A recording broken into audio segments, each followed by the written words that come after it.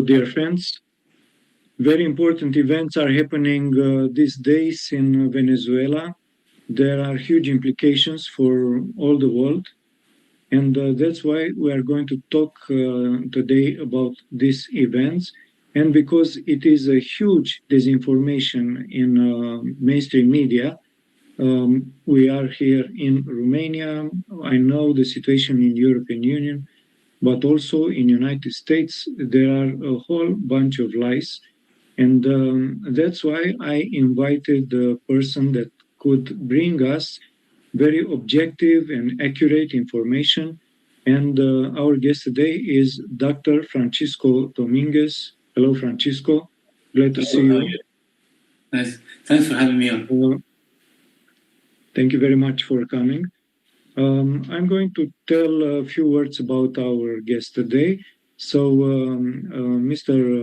Francisco, you are specialized in political and economic analysis of Latin American countries.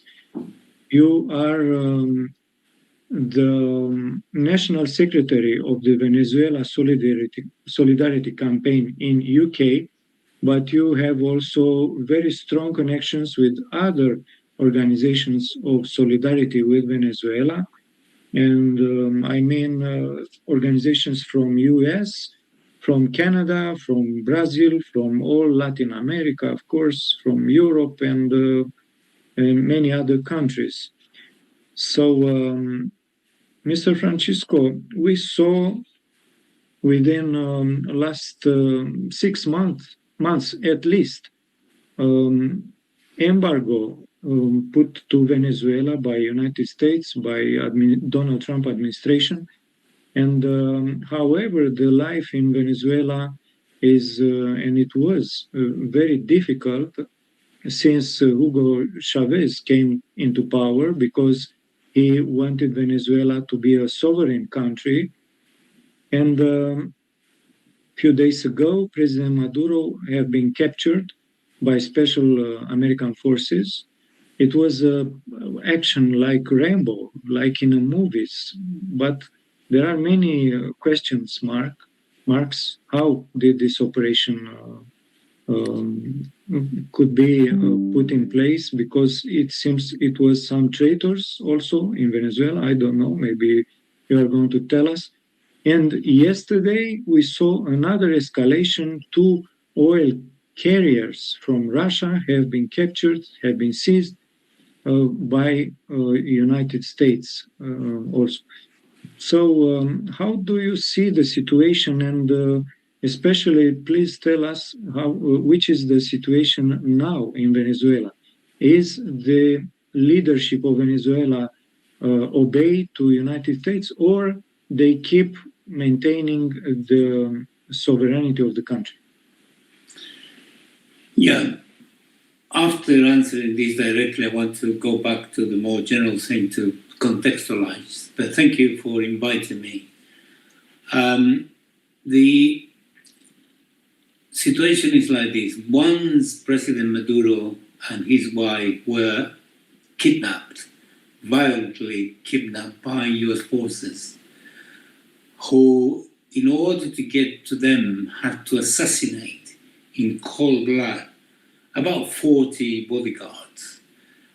This was preceded by creating confusion with 152 military aircraft, including helicopters, F-35, F-32, which are very high-level, military warplanes. And they bombed four cities, mainly military installations as well as some civilian installations. And many of the people, the civilians who died, were blown to pieces while they were sleeping. So that gives you an idea of, the brutality and ruthlessness of it. Then the 2 of them were brutally treated. It is their lawyer in New York said publicly that Celia Flores, the wife, had broken ribs, and apparently President Maduro has also broken ribs. She has a black eye plus Band-Aid in many places. They dragged her through the floor and so on. So, it was that sort of thing. Then from there, once they got them, they flew them into the USS Iwo Jima, which is one of the US destroyers that was in the Caribbean Sea. And then from there, they were flown into New York. In there, they made an appearance in the Brooklyn court in New York, where the president said that, I'm the constitutional president of Venezuela, and I consider myself to be a prisoner of war. I'm an innocent man, I haven't done anything wrong, and that's where things are. So this is the most outrageous, disgusting, vicious attack by a power such as the United States against a country which has done nothing to them. Venezuela as a country, the government of Venezuela as a government, President Maduro as president, they're totally innocent of having done anything against the United States. And the United States violated absolutely every bit of international law. You look for it, and they have done it. So it was extremely important to restore normality. And as a consequence of that, the State Council and the National Assembly and the Supreme Court met very quickly, and they discussed what to do, and they followed the Constitution. And they decided to appoint the Vice President, Delcy Rodriguez, as interim president. And then she was sworn in. She got the support of all the key institutions and very strong support from the armed forces. There's been no fracture at all between the political leadership and the military leadership, and there's been no fracture in the military forces as well, and the militias are there, intact as they were. So that was the first thing that they did. They did it very quickly, and that was very good. She made very strong statements saying that as far as she was concerned, she's interim president, and therefore the only genuine, legitimate president of Venezuela is President Maduro. They're going to do everything they can to bring it back, including, of course, his wife. And for as long as that is the case, she's going to be interim. This is constitutionally quite an important legal consideration, because if she were to have been appointed president as such in replace of President Maduro rather than in an interim capacity, then they would have to organize elections, which in the circumstances would have been a gift to the United States that we have used the extreme right-wing opposition. So the country is coming back to normality. There have been huge demonstrations, huge, inside Venezuela itself, demanding, our president, we're outraged, this is disgusting, we're not a colony, we're not going to accept this. So there is a militant attitude, and that's where things are. And the United States statements from Trump, Marco Rubio, and others are suggesting that their strategy is to turn Venezuela into a colony. So we'll see how far that goes. That's the current situation now. Mr. Francisco, please tell me if you can estimate how percentage of Venezuelan population supports Maduro, because there are different opinions. Some say they are 50-50, some say they are more pro-Maduro, some or less Maduro. Well, if you look at all the elections, 33 of them, which we have studied every time, the opposition has a strong base of support, including popular support. The difficulty they have is that every time there is an election which they lose, they do not recognize it. So they throw doubt on the results of the election. But it tends to work like this. The opposition gets, when it loses every time, which is about 31 times out of 33, they get between 35 to 55%. Sorry, 35 to 45%. That's more or less their base. Overall, that's a sort of solid floor of support they have. The Venezuelan government, the Chavistas, tend to get between 45 to 55 every time they win. And they've gone so far. I remember in 2006, they managed to get 63%. So that's the reality of it. So the opposition does have support. And the reason why it does have support, because, historically, in 1999, the changes that Chavez introduced were too radical. Many sections of the population were a bit shocked by it. So that was number one. Number two, there had been a huge amount of propaganda. The church, the media, and so on, which the opposition controlled 85% of it, plus intervention by the United States, and then under President Maduro particularly, the sanctions actually had a tremendous impact on discontent.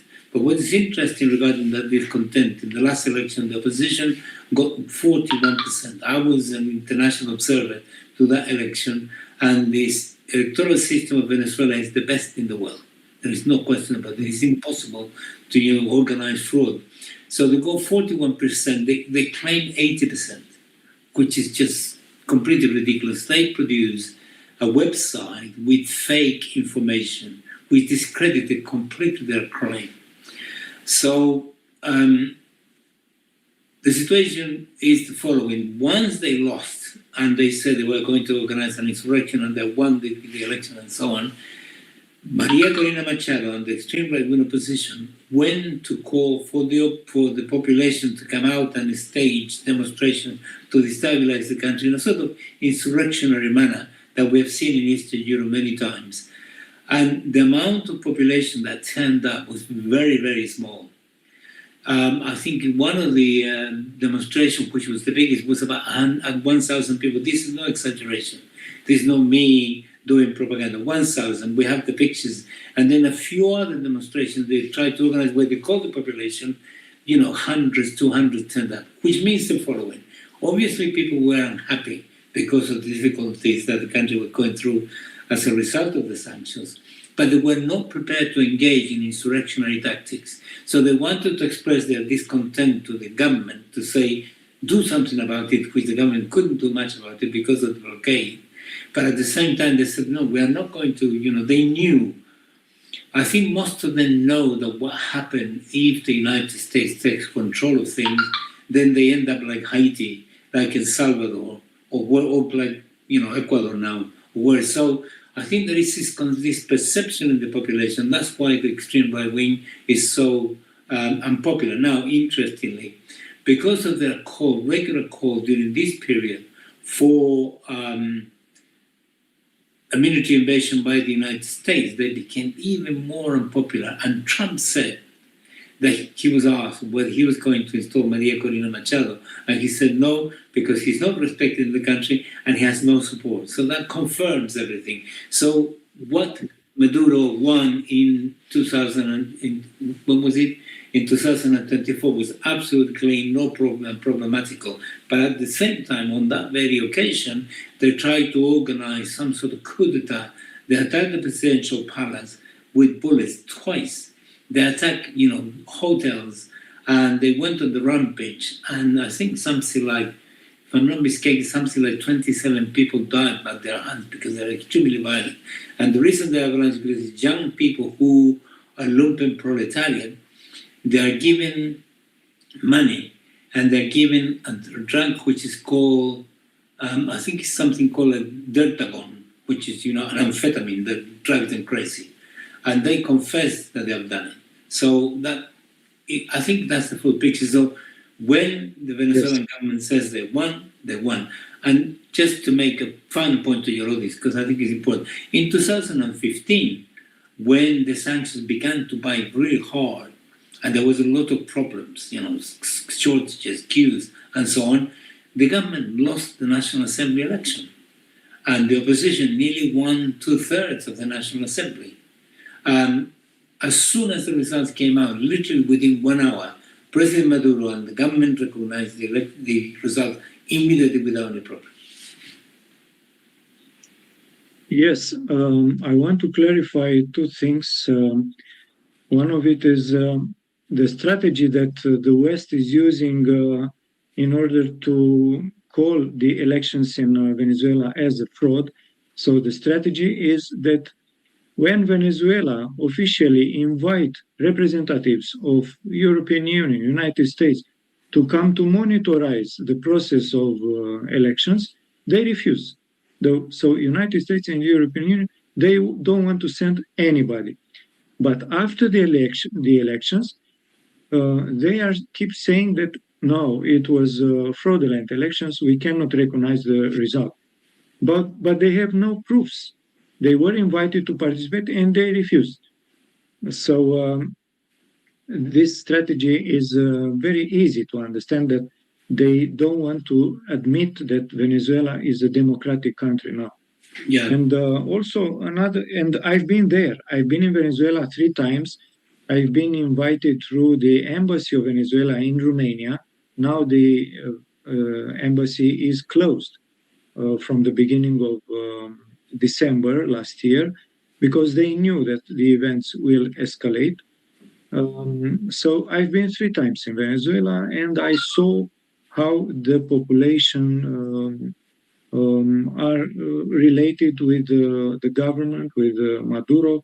There are huge conferences against imperialism, and they shouting that United States is dictatorship and they want to rule all the world. They want to be a hegemon of the world.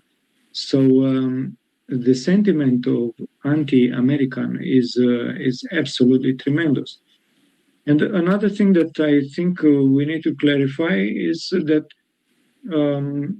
because of these sanctions, of course, as you said, the population lives in poverty, but the propaganda of the West keeps saying that this very low level of life, quality of life in Venezuela is because of the incompetence of the government, of Maduro and Chavez previously.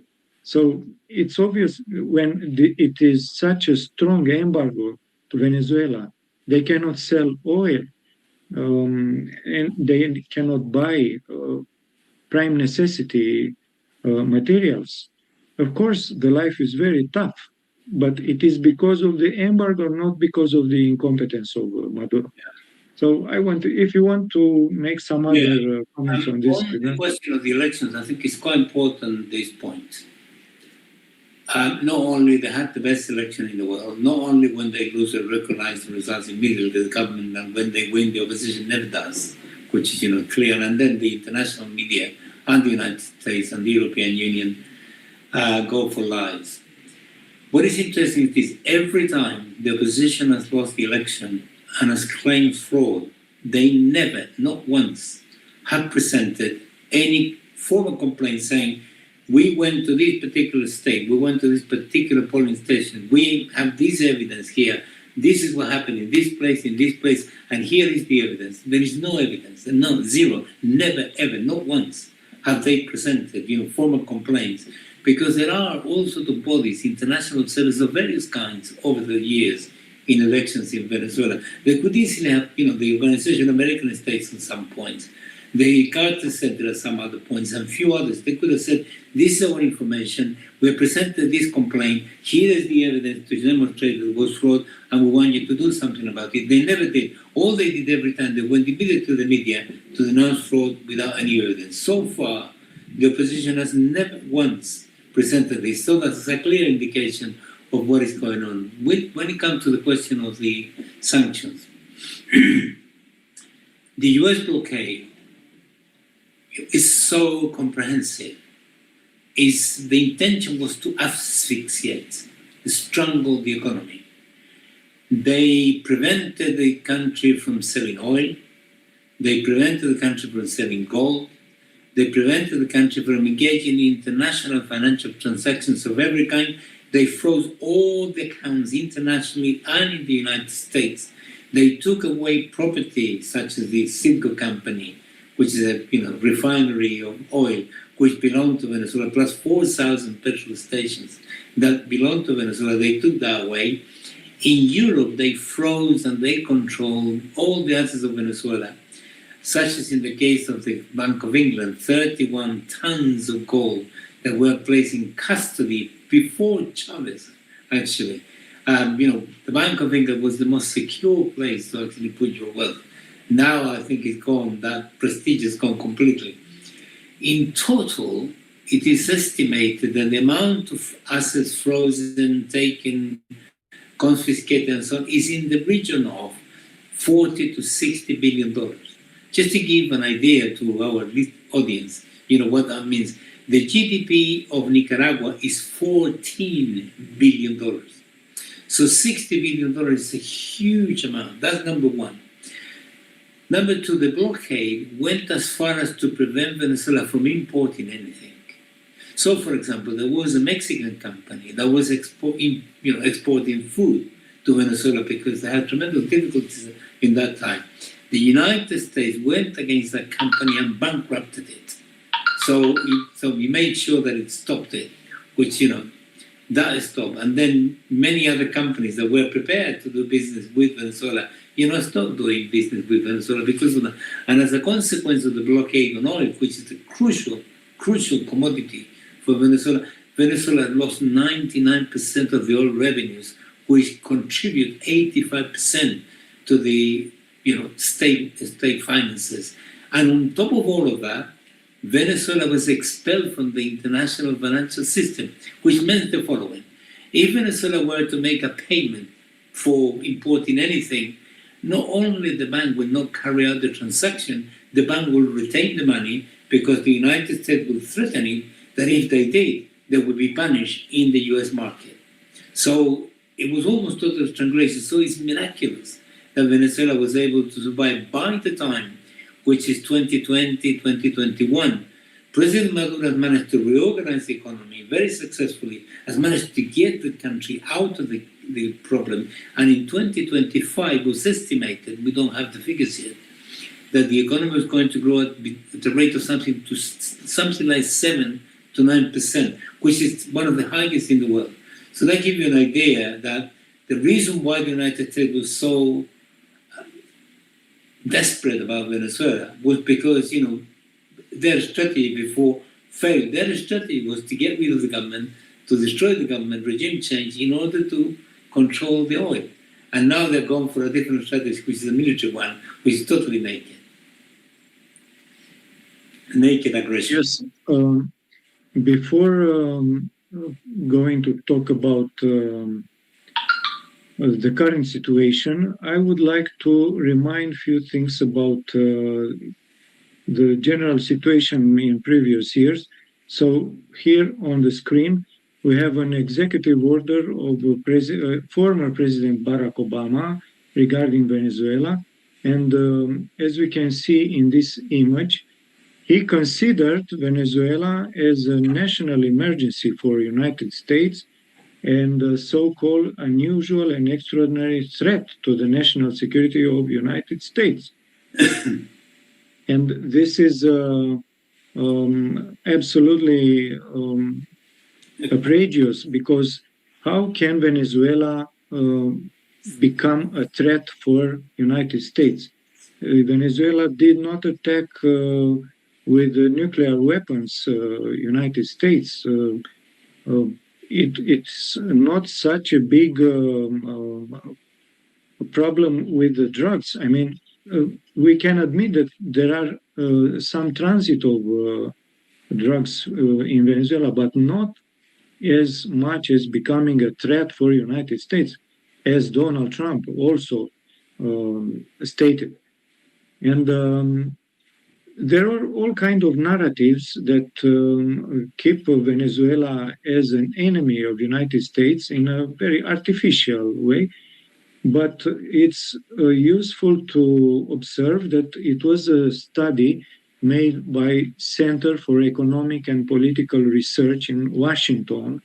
This study was led by Mark Weisbrot and Jeffrey Sachs. Jeffrey Sachs is very well known.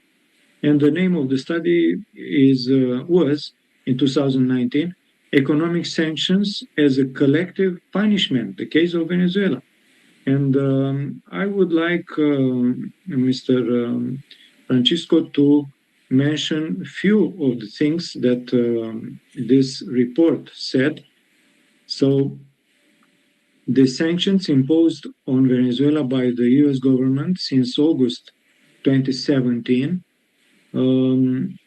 has not been on the government, but on the civilian population. They exacerbated Venezuela's economic crisis and made it nearly impossible to stabilize the economy, contributing further to excess deaths. all of this impacts disproportionately harmed the poorest and most vulnerable Venezuelans. So it was not these sanctions in order to put a threat on the government, but they hit population, civil population. And this report said that the sanctions fit the definition of collective punishment of the civilian population as described in both the Geneva and Hague International Conventions. And these sanctions are also illegal under international law and treaties which the United States has signed and would appear to violate US law as well. So it wasn't according to law even with American law. And let's see the effects of these sanctions from this report. So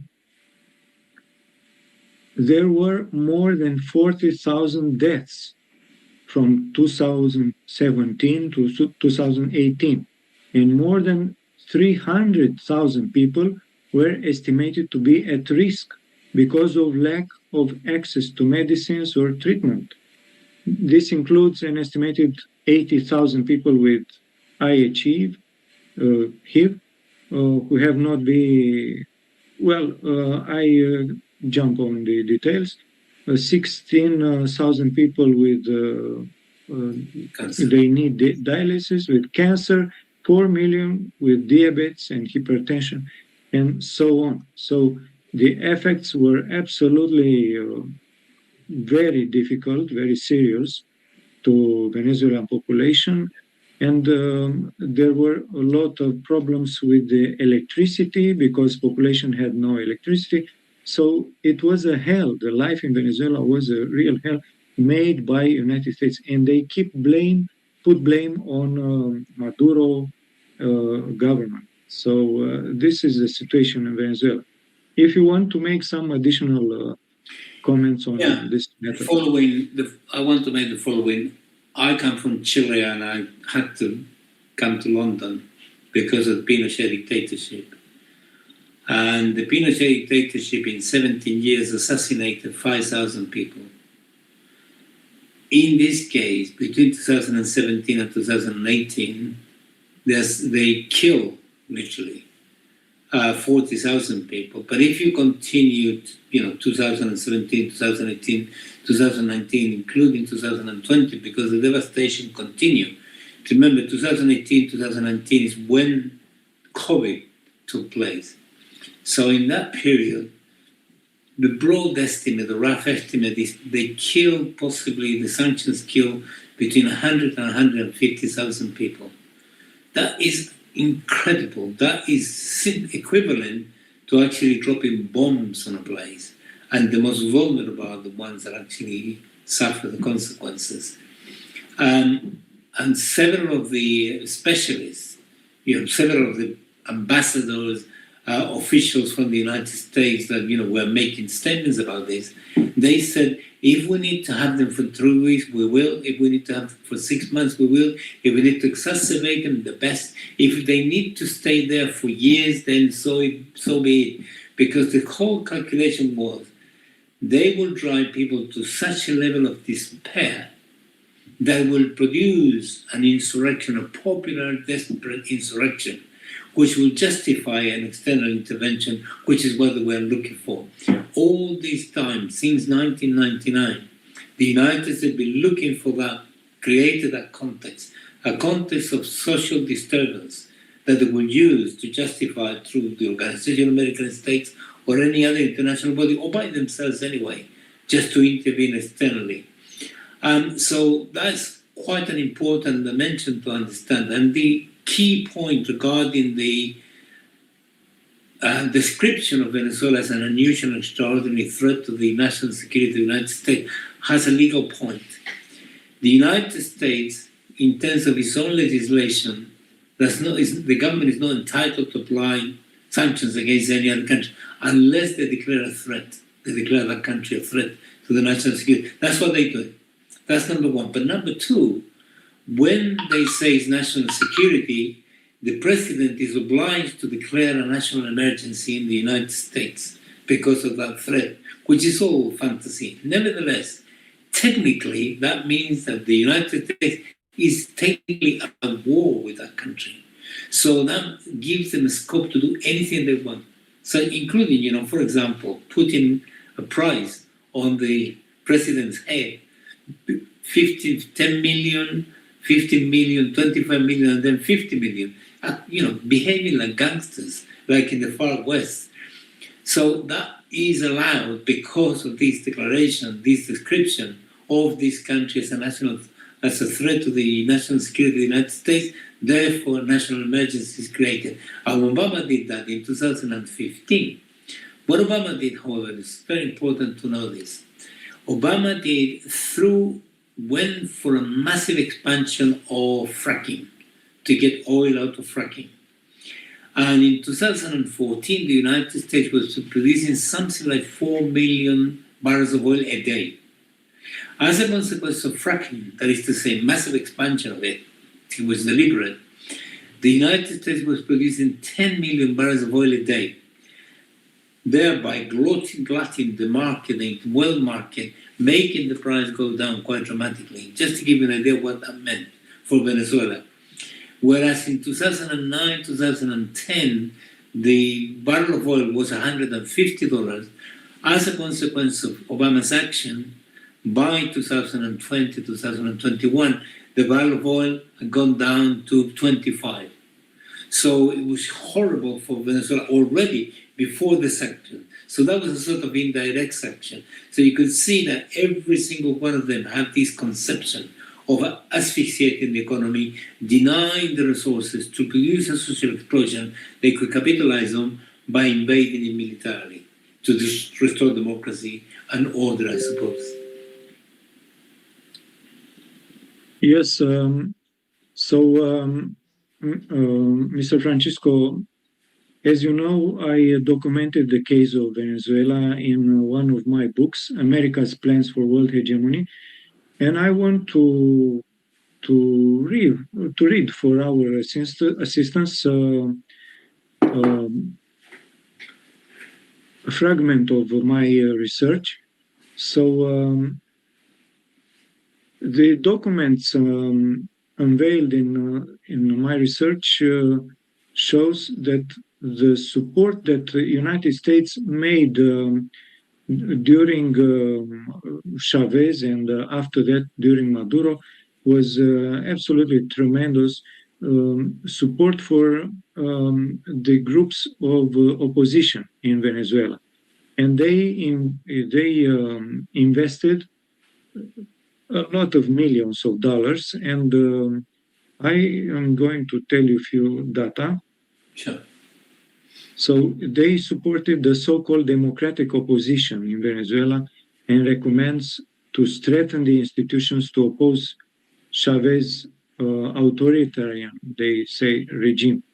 And I quote here, in a general view, the authors says that a large majority of $40 to $50 million donated by US and European agencies, you see, not only from United States, but also from European agencies and foundations, is given to the right-wing opposition political parties, Primero Justicia, Un Nuevo Tiempo, and Christian Democrats ultra-conservative party from Venezuela, as well as dozens of NGOs, student groups, and media organizations. They set up there in Venezuela some TV posts that keep telling lies to people, supported and financed by Soros organizations.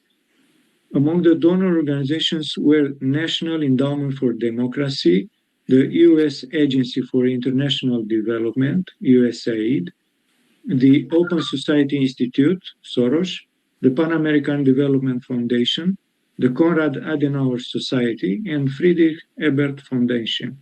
The money was used to promote anti-government activities, to fund protest demonstrations, media propaganda, and opposition's electoral campaigns. So this is a fragment, and there are many other information, many data that shows that it was a brutal involvement of U.S. agencies in order to destabilize the government of Hugo Chavez and further on Nicolas Maduro. But of course, we can talk a lot about these topics, but let's move to the present because the events are very explosive. So I understood that after the capture of Nicolas Maduro, now as interim president is Delcy Rodriguez. How do you see the position of Delcy Rodriguez regarding these events, and which are her decisions to Venezuela? Well, they are under a very difficult situation because the war fleet of the United States is being still deployed in the Caribbean Sea in their coastline.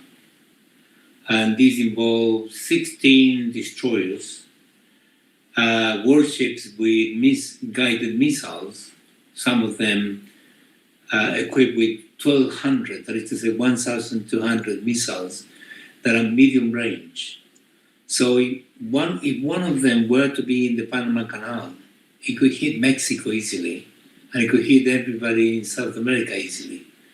So then there is a nuclear submarine on top of that. Then there are hundreds of, hundreds of B-2 and B-52 bombers, then cargo planes. And on top of that, the United States has deployed military assets in Puerto Rico, in Trinidad and Tobago, certainly in Guyana, and all around the place. We don't have all the information, but definitely they are there. So the United States is sort of ready to attack Venezuela with everything they have. So Trump said the following. He said, I'm trying to explain, how difficult the situation of the president, the current president, Delcy Rodriguez is. Trump said, we are running the country from Washington.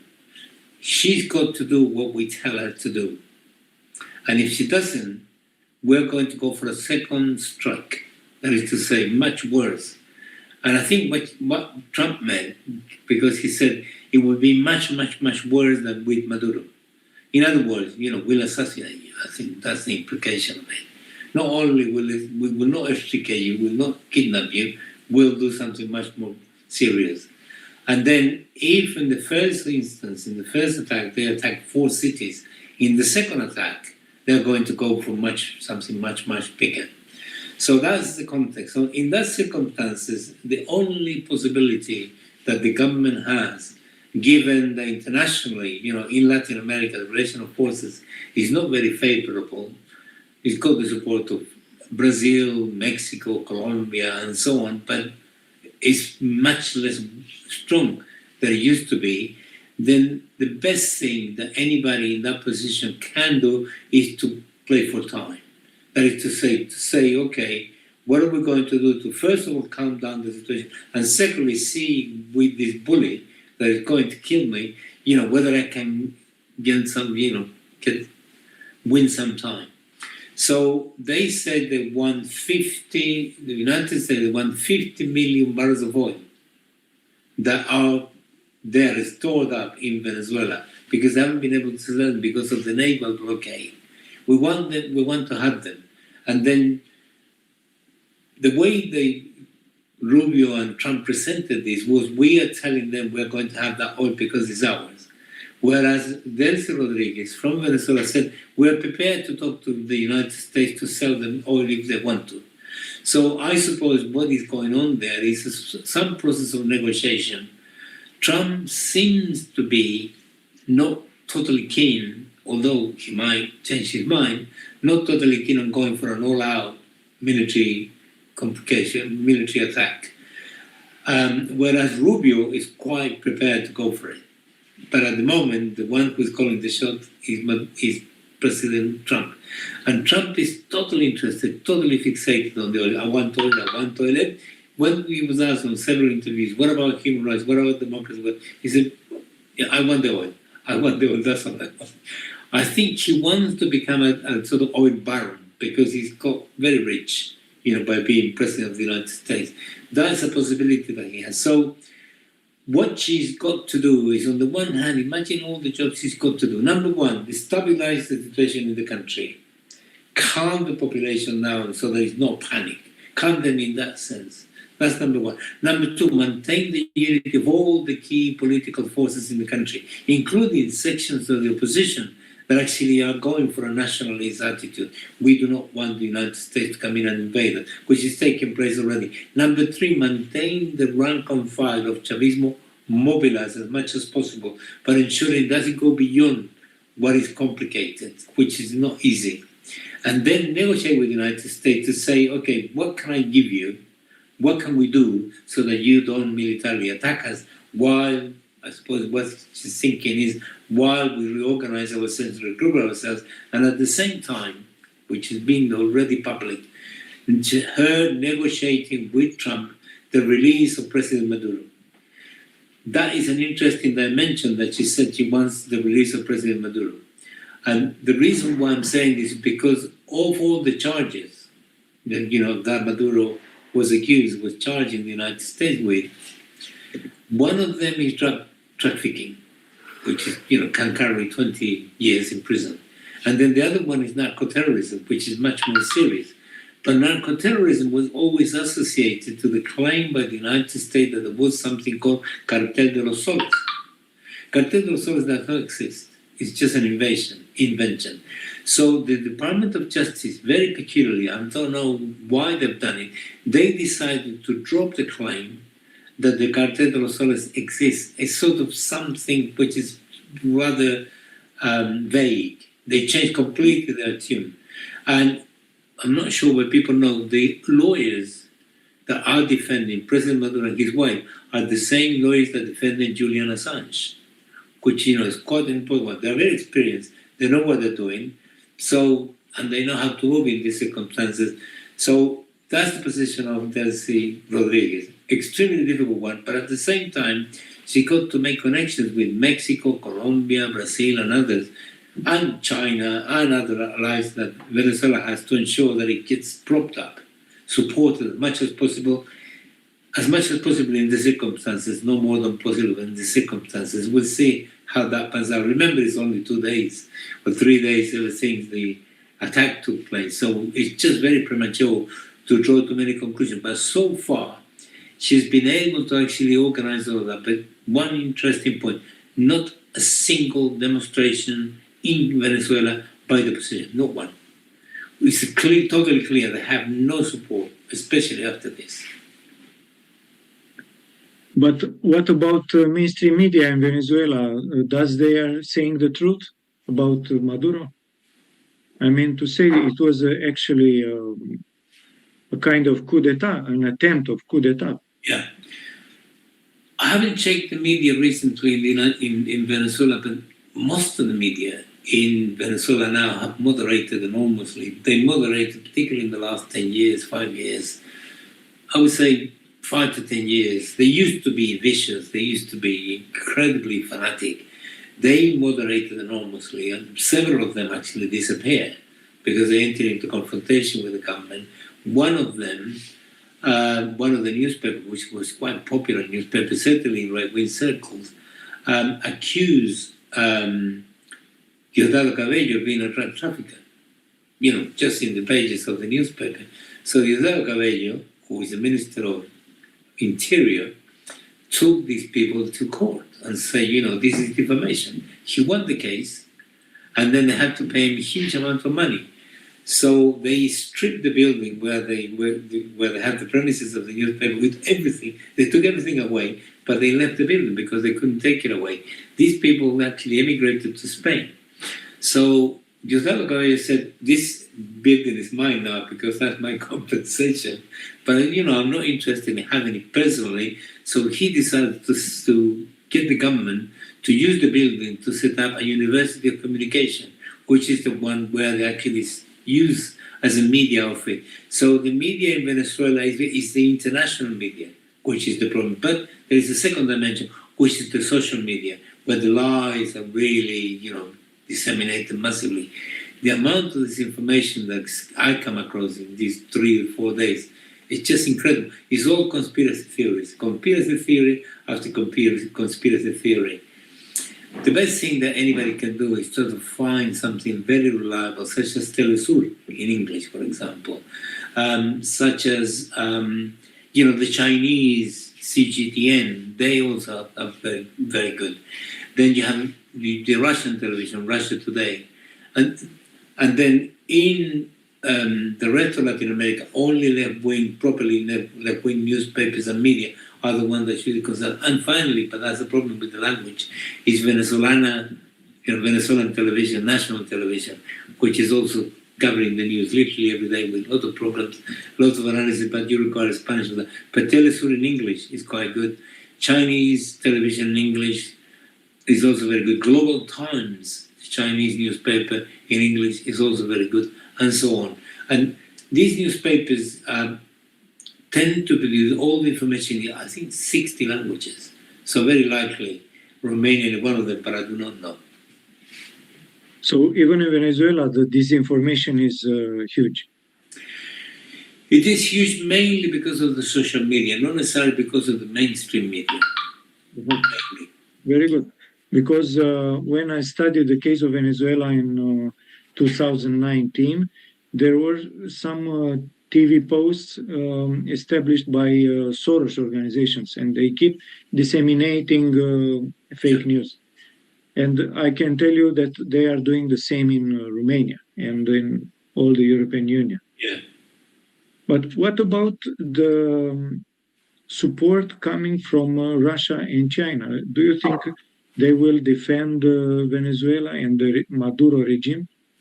The strategy that the Venezuelan government adopted when the war fleet was deployed was to try to defeat this politically, rather than in military confrontation, but prepare themselves militarily as much as possible and show, to the world by deploying military stuff around the place. But the key, because they knew they couldn't win a war, it was to actually defeat it politically, to isolate it internationally. The amount of condemnation that began to emerge during the whole period of the deployment of the war fleet was getting bigger and bigger and bigger all the time. In 2 places. Number one, internationally, Latin America, Asia, even in some areas in Europe, but also inside the United States. The Democrats, both in the Congress and in the Senate, not that one should have any illusions, but they were, expressing a strong opposition to the war against Venezuela, because their claim was this: if the president is prepared to launch a war against Venezuela, it should come to Congress for approval. That's the constitutional position. And Trump, did also the legal tricks in order not to actually go to Congress, because I think he knew there would be sufficient Democrats and sufficient Republicans, even though a minority both in Congress and in the Senate, to stop him. And interesting, when it came to the question of deploying troops inside the United States, which is connected to this, because it's the same Trump, the Supreme Court, which in the United States is an extreme right-wing organization, it's very extreme right-wing, the majority of them are pro-Trump. They ruled that the president does not have the constitutional right to actually deploy military forces in key cities in the United States. So he is deploying federal troops in several cities. He has to withdraw them now. So that it means, I think the Venezuelans were thinking, once this continues to grow and grow and grow, at some point, the Democrats with the Republicans will be able to stop him. But what happened was this. The Republicans who have the majority, the chair, the majority in the Congress and the majority in the Senate, therefore they're in control of the proceedings, they decided to give the Congress and the Senate a holiday, which was very long, so that a vote could not be taken. And only now, on the 5th and the 6th of January, they began to actually, they began to function again. But the key political thing that we're discussing between the 5th and the 6th was the assault on the Capitol in the United States in 2020 when he lost the election. That was the key focus. So now they're beginning to actually discuss again the question of Venezuela, and it's getting very strong. In fact, I follow US politics daily. I've seen many Democrats who are, quite right-wing, members of the Armed Forces committees, members of the Intelligence Committee of the Congress and the Senate, who have been extremely, extremely sharp criticizing the war against Venezuela. And all of them, which, to my surprise, were saying regarding the question of drug trafficking, what I'm telling you now, exactly the same. They said Venezuela has no contribution to this. Venezuela is very little, which I want to say more about this later on. It's got nothing to do with, and there is no justification at all. But even more interesting, his popular base, Trump's base, which is known as the MAGA base, Make America Great Again base, which are, popular, they are beginning to break with him because of the war on Venezuela. And one of the key supporters of Trump, Marjorie Taylor Greene, went public breaking with him. And he was so rude to her publicly that, that break is beginning to take. And they listened to the MAGA base, listened to people such as Marjorie Taylor Greene. So on the one hand, he get beginning to have problems at the level of the Congress, at the parliamentary level, and he's also getting problems within his own party and with his own base. But even better, the amount of demonstrations against him that be taking place at the end of last year and beginning of this year, which has been huge. The No King demonstrations, mobilized more than 7 million people in I don't know how many cities, which has never happened in the United States ever before. So there is a new thing emerging, which is very interesting because of the racism against the Latinos, because of the attack against democracy, and because of his vindictiveness, which is unbelievable. It's getting very complicated. It seems to me that because of that context, he's growing desperate. His government growing desperate. And that's why they're going for all of this that they're doing. They're latching out before it's too late. And another movement that is growing very fast worldwide is the movement that is very much outraged by the genocide in Gaza. And we know that Donald Trump is supporting Netanyahu, but United Nations, even some countries from European Union, maybe some members of the Congress in United States, and Venezuela, all the Latin America, many Arab countries, they are absolutely outraged by the situation, and this movement is already very big. I think you told me before our show that you saw huge protest in Europe, in Spain, somewhere. Well, regarding Gaza, it's been gigantic everywhere in the world. And in London, in the UK, the organization, Palestinian Solidarity Organization, Palestinian Solidarity campaign, they've organized every 2 weeks, they organize a large demonstration, particularly in the worst period of the genocide. And they mobilize, 200,000, 500,000, 600,000. They even at a point it got something like 2 million. Give and take, more or less, but that's quite huge. The UK is not a country where people mobilize in the streets as the French do. They tend to be much more moderate here. So the level of mobilization here was enormous. In Spain, in France, Portugal, and so on, and in the rest of the world was gigantic, including in the United States itself. That's gigantic. But what is interesting now is that the Venezuela Solidarity campaign has linked up with the Palestinian Solidarity campaign, with the anti-war movement, which is Stop the War Coalition, and also seeing the campaign for nuclear disarmament, which are all huge mass organizations. We're interesting, but we're not that big as they are. And we're together organizing pickets to campaign against and opposing what Trump is doing. And in that sense, it seems to me that something new is emerging. What is interesting about all of this is in the past when there were big demonstrations, all Caden like me were the ones who moved, who marched, who went to the things. Now it's young people, huge number of young people, very young.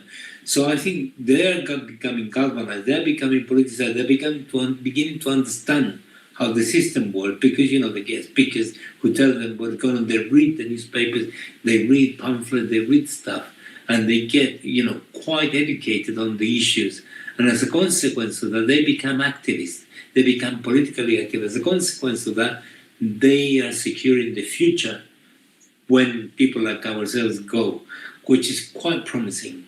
So the brutality of imperialism, in Gaza, in Venezuela, and elsewhere, is creating the conditions of something new emerging quite substantially. The Labour Party here, the government, Keir Starmer, has a rate of approval of 15%. That gives you an idea. Trump, which is done extremely badly, has a rate of approval of 32%. So it's nearly double. Nearly double. Keir Starmer is so, despised by everybody. So therefore, one of the key things is not only to oppose what is being done to Venezuela, not only to condemn it, not only say it's a violation of international law, but it's also demand the immediate and unconditional release of President Maduro and his wife. But even better than that, we want parliamentarians, certainly in Europe, parliamentarians to actually condemn it and put pressure on them. And we want Keir Starmer, the government, to condemn it because it's a gross violation of international law. And this is an important point in here, I suppose, is important as well. The Prime Minister in the UK has the constitutional and political and moral responsibility to uphold international law, because the UK is signatory to the United Nations Charter, so we can demand it through Parliament. And we have managed to get parliamentarians to ask questions precisely about this to Keir Starmer and the minister. And what they do, they wiggle all about and they don't answer the question, which is quite interesting. So as a consequence of that, we have parliamentarians and other trade unions, national organizations who are supporting our campaign. And that applies to the Palestinian campaign and to any other campaign of politics and of solidarity, which produces good results if you get it right. Okay, I asked you about Gaza because we can see that these imperialistic colonization policies are going down. All the world is sick about this. They don't want to admit this kind of actions. And, now Donald Trump are using this so-called doctrine, Donroe. So he modified the Monroe Doctrine from 1823, and now he pretends that all the Western Hemisphere belongs to United States. So they can shape all the countries from Latin America, from South America, as they wish. So the oil in Venezuela, the biggest reservoir in the world, belongs to United States. He even pretended that Venezuela stole oil from United States. So the Venezuelan oil, which belongs to Venezuela, he pretended it's his oil. But I don't know. We saw that Donald Trump started to threaten Colombia, Mexico, Brazil, and all the countries that you are going to have the same fate as Maduro. And if you don't obey, we are going to you. We are coming to you. This is pure imperialism, pure policy of colonization. Do you think they will succeed with such policies in all the Western Hemisphere? Well, to answer the question, I want to give some context as well after this. But to answer the question is, I'll say the following. The possible recolonization or colonization of Latin America using the, what Trump calls the Trump corollary or Donroe Doctrine, the chances of them succeeding will create such level of contradictions as you know, you remember neoliberalism from 73 all the way to 1990s, 2000, created such levels of contradictions in Latin America and in the rest of the world that produced huge social movements, that produced the pink tide, where many, many governments between 1999 and 2016 were progressive and left-wing governments, even revolutionary governments in Latin America. You know, in one single decade, they did wonderful things in a very short period of time. So the level of contradiction that such colonization will create now, given that the United States is in a very weak economic position, and given the level of brutality would be much worse, it was going to be immensely bigger. So just to give you an example, the right wing won in Bolivia, and President Rodrigo Paz is the new right-wing president. He went for austerity and repression immediately, and the consequence is produced immediately a general strike. And you know, in 4 weeks after taking the government, he already has a general strike, and then he had national mobilizations everywhere in 1 week. So this is the possibility. So what I'm trying to say with this, because the United States has nothing to offer to these populations, not to its own population, as well as to the populations of Latin America, then this is going to create a level of contradictions that will make it impossible for the United States to consolidate the political gains it's making. Just to give you another example, the President Daniel Noboa in Ecuador, who is an extreme right-wing, the country is basically a narco-state. You know, if you want a model of a narco-state, that's Ecuador. 70% of the cocaine is produced or is distributed through Ecuador. The level of repression that the government is implementing, inflicting on the population is horrific. The amount of lawfare, the number of leaders in Ecuador that cannot live in Ecuador, Rafael Correa and many others have to live in other places because it's so brutal. And the vice president of the Correa government, Jorge Glass, has been in prison accused of nothing. And they keep inventing things all the time. So even in there, Daniel Noboa was encouraged by the United States to actually go for a referendum to change the constitution to allow the United States to establish military bases in the Galapagos Islands. And he lost the referendum by 65%, which, you know, given the circumstances of the people, that was extraordinary. So they cannot consolidate. And I think the key reason for this in the United States is very close to being on a terminal decline. It's been in decline for ages. Just to give some figures, if I may, the United States GDP is 30 trillion. The debt of the United States is 38 trillion. So that means if the United States were to use everything it produces in 1 year, which is huge, gigantic, to pay its debt, it will still owe 8 trillion. 8 trillion is nearly double the combined GDPs of all the Latin American countries. That gives you an idea of what the problem is. The United States spends something like $1 trillion every year in the military budget. And the United States, because it's been deindustrialized as a consequence of locating their companies, over the period of 1990, 2000, 2010, 2020, about 30 years, if not longer, they began to relocate their companies in Mexico, in Haiti, in Central America, in Vietnam, in China. So they deindustrialized the country. So the country began to import huge amount of very cheap goods, which created a trade deficit, which are, extremely worrying. More than 1 trillion of trade deficit per year. So what the United States does every time it produces a trade deficit, when it produces, presents the budget to the Congress, which is a constitutional obligation, it is illegal in the United States, according to United States law, to present the budget, which is not self-financed. So therefore, given that the trade deficit is so huge and the military expenditure is so huge, and the economy grows at a rate of very poor 1 to 2% per year, it doesn't produce enough.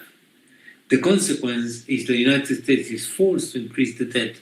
So it increases the ceiling of the debt by issuing treasury bonds, which the Japanese, the Chinese, the British, even the population in the United States purchase. So this is a very explosive ticking bomb. Something like between, if you were to look at the 1% and 10% richest person in the United States, they control easily more than 60 to 70% of the GDP, of the wealth of the country. And the rest of the 30%, is for the rest of the population. And the number of multi-billionaires is very small. So this is an economy which is not functional. That is to say, in order for the United States to be able to continue to succeed, it needs people who buy the stuff that they produce. Well, they cannot compete with the Chinese. They lost the competitive battle on technology. There are 57 high technology industries in the world. The Chinese have world leadership in 57 of them. That's technology, that's high-speed trains, that's solar panels, you name it, the Chinese are number one. So the United States has nothing with which to give you an idea how bad it is. The infrastructure of the country is crumbling away. It's very bad because it hasn't been maintained. The United States is the only high-level country, only advanced country in the world that doesn't have high-speed trains. Everybody else does. Even Morocco has a high-speed train. Spain has a high-speed train. And China is number one, of course. So when it comes to producing good quality stuff, high quality stuff, high technology, innovation, and then green development, the Chinese are number one, and the United States cannot possibly compete. And it's already lost the battle. So the consequence of this is that the oligarchy that rules the United States, the ruling class of the United States, has drawn the conclusion that there is only a way in which they can maintain their supremacy. Because what is an existential threat to them is multipolarity. And as a consequence of this, what they're doing is, sorry about this, as a consequence of this, they decided that they're going to maintain their supremacy by military means. And that's why there is this war against everybody else. Yeah, it is obvious that United States resorted to this kind of extreme measures, military measures, because they are in the brink of the collapse, economic collapse and financial system collapse. We saw that the dollar is not a competitive value anymore. BRICS countries are using other how do you say currencies. System of payments currencies like yuan, rubla. So they are following the process of de-dollarization.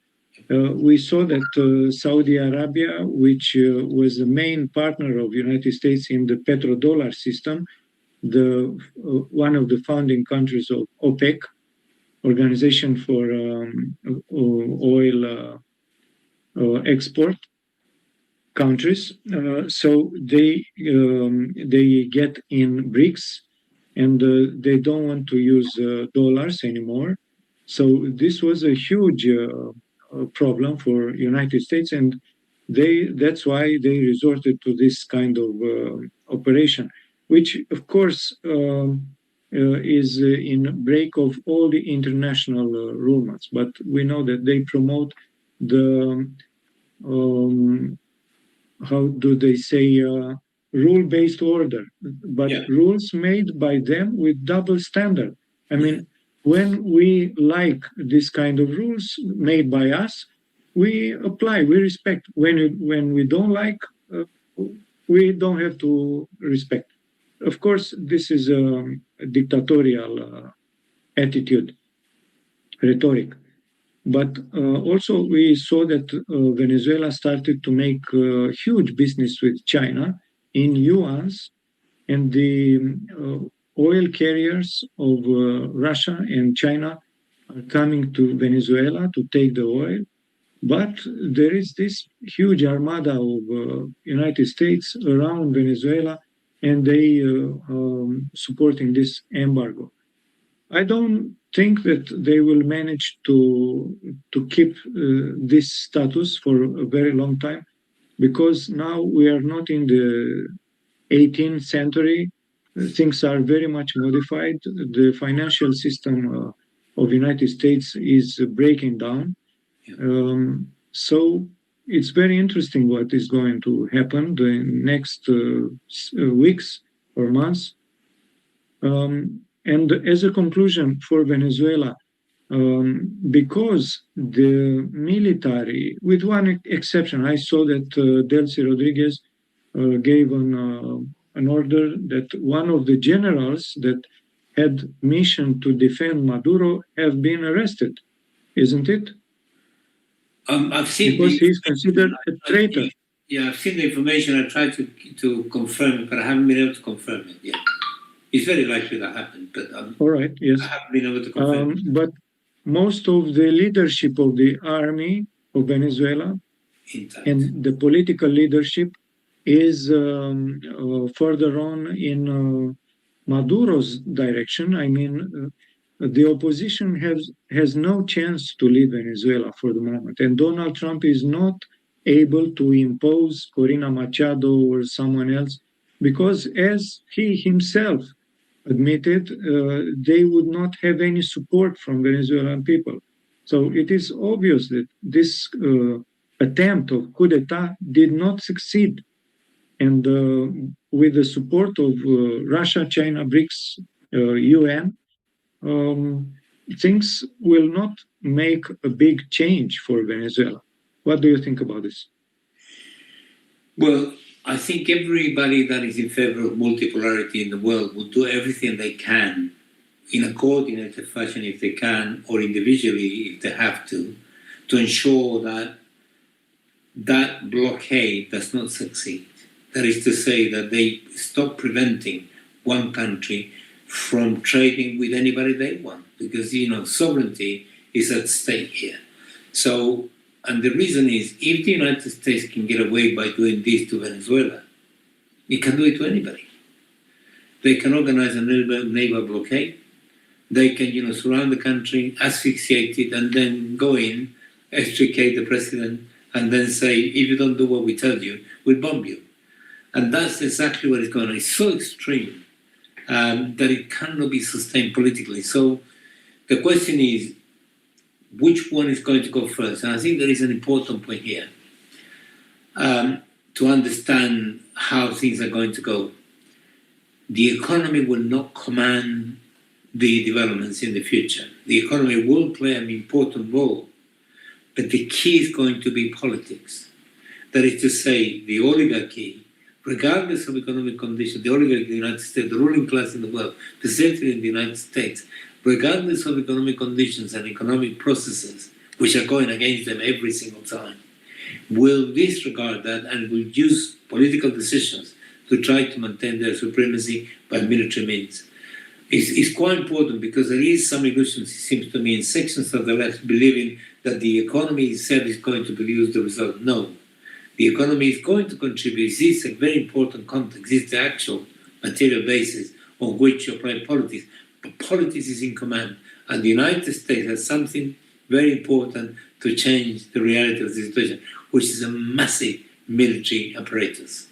And that doesn't mean to say it's going to win, but it's going to, it's going to be very difficult for them, but it's going to be very difficult for the multipolarity to sort of do something about it. So let's see how this works. That's why I'm saying it is quite important what the Venezuelans have done, which is to apply a political strategy to isolate it and work within inside the United States with forces that do not want this. I think it can be done.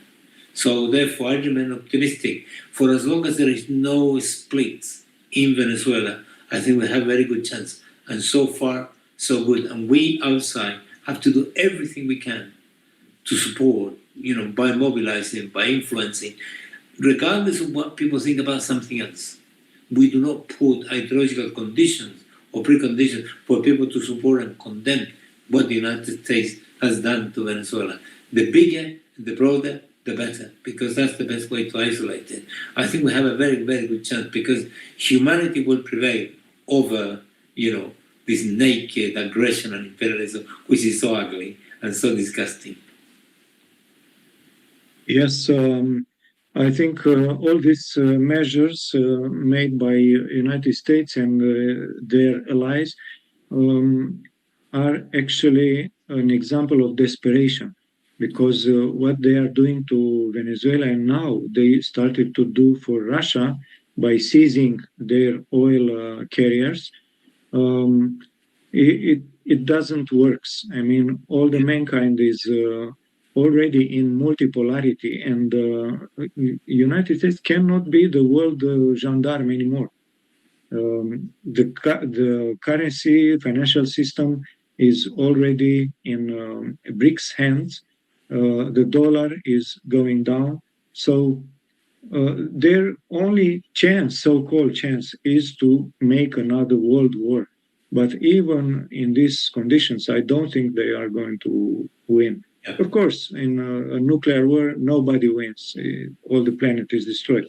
But I hope Donald Trump will have lucidity and moral responsibility to not make this step.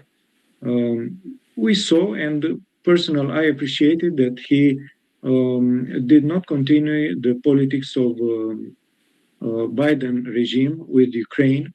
We, Romania, are at the border of Ukraine, and we could be very easily involved in a war in these conditions. But Donald Trump withdraw from this war, and I think he is smart enough to avoid military confrontation on a large scale. And if it's not going to be war, definitely the multipolarity will win. Yes, so I agree. So we remain hopeful, but particularly we remain active. That's the key. Let's move. Let's organize. Let's march. Let's persuade people to do something about it. The more, the merrier, because there is a world we have to preserve.